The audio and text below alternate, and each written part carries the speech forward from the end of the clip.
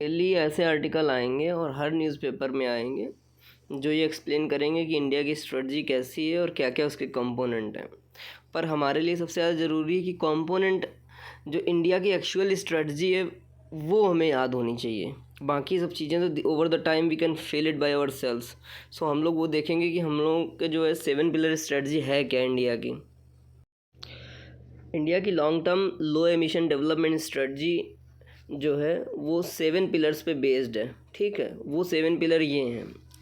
Our work is to remember all these 7 by writing them down.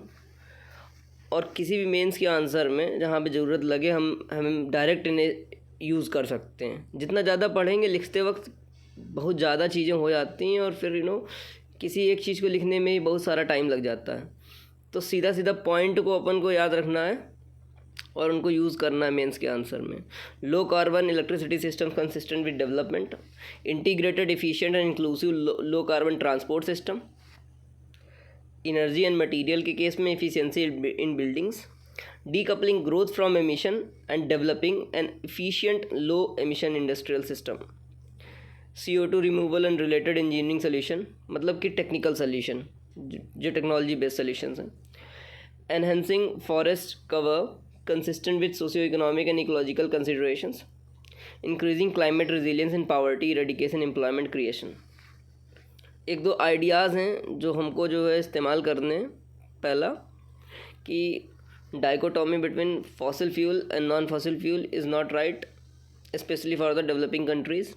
Dichotomy का मतलब कि fossil fuel पूर्ण रूप से हटा दो, ऐसा हो ही नहीं सकता, इम्पॉसिबल है। For example India produces near about 50 to 60% its energy needs on the coal plants, तो उनको हटा नहीं सकते हम।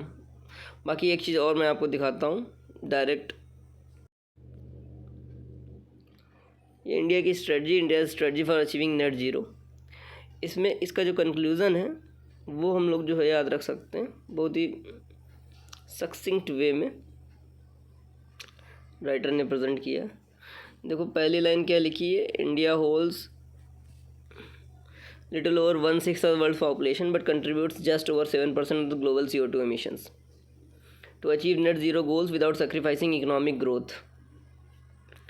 तो ये हम लोगों का ऐसा कंक्लूज़न रहेगा कि we have to achieve net zero emission but without sacrificing economic growth. इसमें हम लोग एक कोटेशन भी ऐड कर सकते हैं।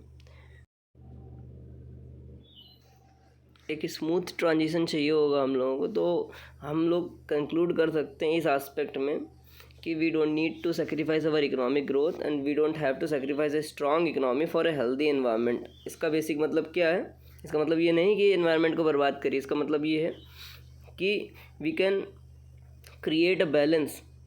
That's what Dennis Weaver wants to say to अस।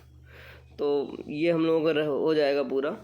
अगर क्लाइमेट के ऊपर कोई भी ऐसा टॉपिक आता है तो सबसे पहले 7 चीज़ें हम लोगों को याद रखनी पड़ेंगी। Electricity systems, low carbon transport systems, energy material, decoupling growth from emissions, CO2 removal technology, enhancing forest cover, increasing climate resilience. और फिर हम लोग इसको इस वाले पॉइंट को भी ऐड कर लेंगे। We hold 1/6 of the total global population and we contribute 7% of the global CO2 emissions to achieve net zero goals without sacrificing economic growth। ये हम लोगों का जो है कंक्लूज़न रहेगा। धन्यवाद।